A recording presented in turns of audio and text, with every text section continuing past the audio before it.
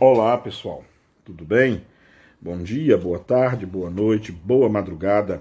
Seja muito bem-vinda, muito bem-vindo. Meu nome é Marcos Venício e eu quero convidar você para a nossa aula de número 61 da obra O Céu e o Inferno, ou a Justiça Divina, segundo o Espiritismo.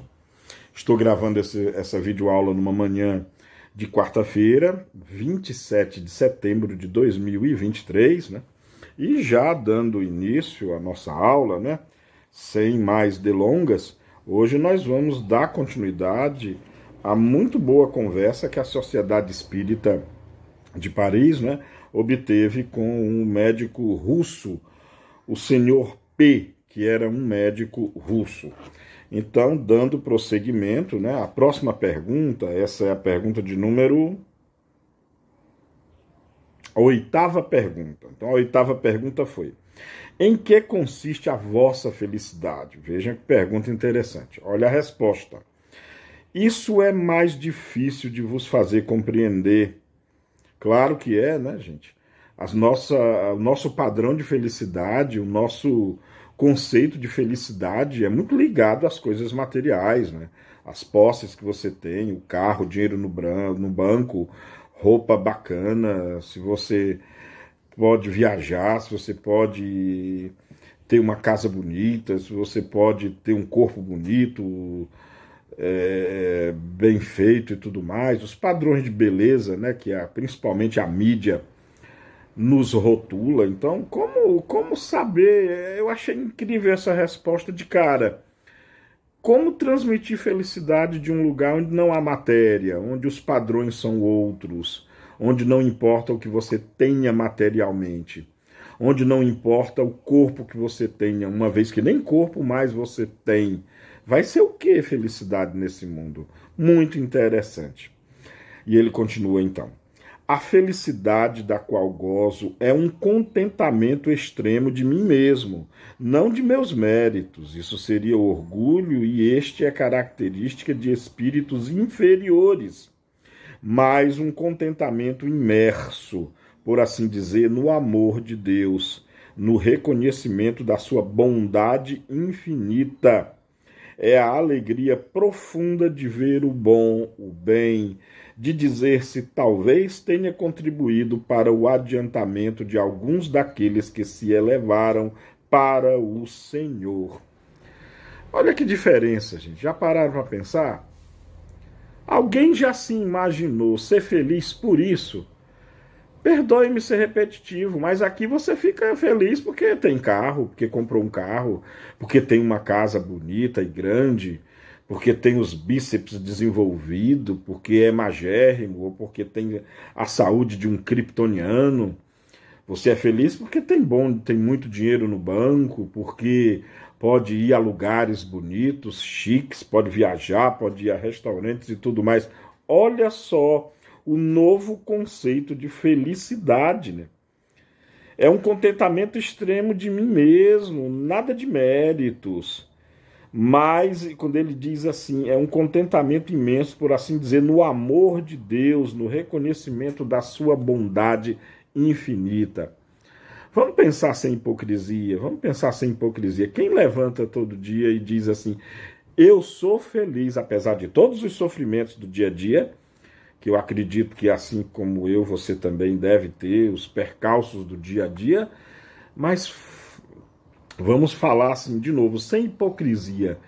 Quem se levanta todo dia e diz assim, eu sou feliz porque eu estou rodeado, por assim dizer, pelo amor de Deus, e é nele que está a minha felicidade. Responde isso para si mesmo, não vai responder aqui embaixo não, na descrição não, responde para si mesmo, para o seu coração. E aí ele continua. Estar-se como identificado com o bem-estar é uma espécie de fusão do espírito com a bondade divina, não mais do espírito com a matéria, não mais do espírito com coisas, com posse, com dinheiro, com poder, com mandar nos outros. Porque é tudo que o ser humano mais quer, dinheiro e poder. Se as duas coisas vierem junto, melhor ainda, não é verdade? E como vemos pessoas que não têm dinheiro, não têm poder, mas se regozijam por poderem mandar, se regozijam por poder ditar as regras, se regozijam por poder simplesmente mandar. E olha aqui o diferente, mano. A alegria que vem de uma espécie de fusão do espírito e a bondade divina. Tem-se o dom de ver os espíritos mais depurados, de compreendê-los em suas missões e de saber-se que se chegará lá também. Entrevêem-se no infinito incomensurável as regiões tão resplandecentes do fogo divino, que se ofusca mesmo contemplando através do véu que ainda as cobre. Mas que vos digo, compreendei as minhas palavras? Observe que o próprio Espírito, ele questiona, será que dá para entender o que ele está dizendo? Nós precisamos nos preocupar com vil metal, nós precisamos nos preocupar com as coisas materiais. Será que nós temos condições ainda de... Aliás, será que nós já temos condições de compreender o que virá no mundo espiritual? Eu penso que certas coisas não carecem nem de discussão, nem de debate, porque tem certas coisas que eu acho que você só vai entender quando vivenciar, você só vai entender quando estiver lá. É como de repente você... Me veio isso aqui na cabeça agora. É como se de repente você tentar explicar para uma pessoa como é um banho de mar, para uma pessoa que nunca viu o mar e que mora muito longe do mar. Você pode mostrar fotos para ele, mostrar filmes, você pode explicar para ele como é um banho no mar, como é a água salgada. Mas a pessoa só vai entender isso quando ela pisar com os pés descalços na areia da praia, quando a pessoa for caminhando até aquela primeira lâmina gostosa de fio de água, quando ela for sentindo as ondinhas batendo nos pés, subindo até o meio da canela, abraçando o joelho, daqui a pouco a perna, daqui a pouco vindo uma onda e lhe cobrindo com aquela espuma branca. Só assim ele vai compreender. Não adianta tecer teoria para isso, não. Por isso que ele pergunta, né? Compreendeis as minhas palavras? Que ele falou de fogo, né?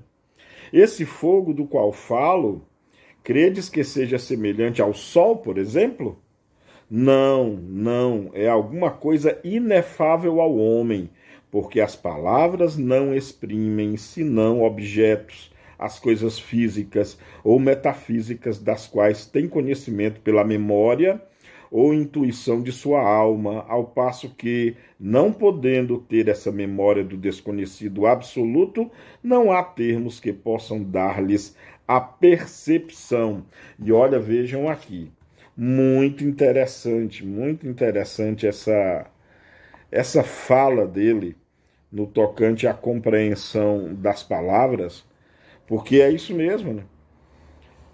Das quais tem conhecimento pela memória ou intuição de sua alma, ao passo que, não podendo ter essa memória do desconhecido absoluto, não há termos que possam dar-lhes a percepção. A vivência no mundo espiritual, né? Não tendo na memória cotidiana, no dia a dia, é por isso que no dia a dia nós podemos falar uns com os outros. Ah, lembra daquele sanduíche? Lembra daquele filme? Lembra daquela praia?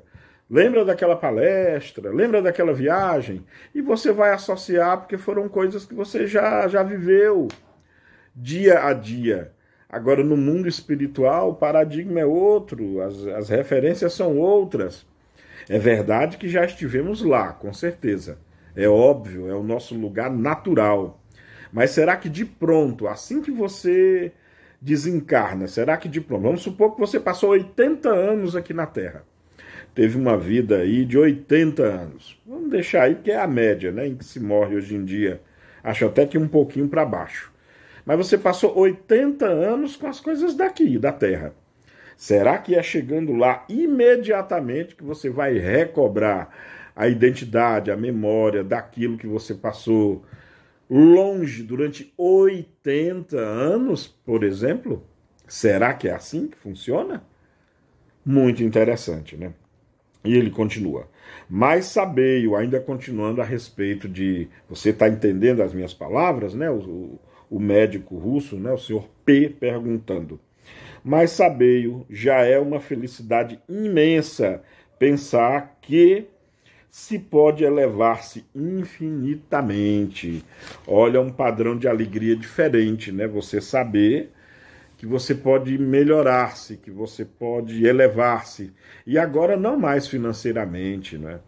Não mais ter posses, não mais ter títulos, não mais ter o carro do ano, não mais o celular de última geração, não mais a roupa do jacarezinho, não mais o restaurante chique, mas o elevar-se moralmente, espiritualmente. Aí eu entendo também, assim, a nível de conhecimento, você tornar-se melhor, independente do que você tenha, porque aqui agora, no mundo espiritual, não há mais o que buscar em termos materiais. Você está entregue totalmente à realidade de procurar ser um espírito melhor e assim ajudar a tantos quantos forem possível ajudar na jornada da vida, né? Já vimos anteriormente que do mundo espiritual nós podemos visitar aqueles e aquelas que amamos, nós podemos incentivar, nós podemos guiar intuições a bons pensamentos, a boas práticas, convidar espíritos queridos a seguir e tecer o caminho do bem, que aí sim nos leva a Deus. Que excelente reflexão essa pergunta. Olha só, eu achei que ia terminar a entrevista com o médico russo, mas não, isso tudo foi numa pergunta só, a pergunta oitava. Oitava pergunta, ainda tem com ele uma, duas, mais três perguntas, que aí sim deixaremos para a próxima semana. Muito obrigado, era essa aula de hoje. Deixa aí o que você achou, se você concorda com essas reflexões ou não. Deixa aí o seu comentário ou não. O mais importante é amemo-nos como Jesus nos amou sempre. Beijo no coração e até a próxima videoaula. Tchau.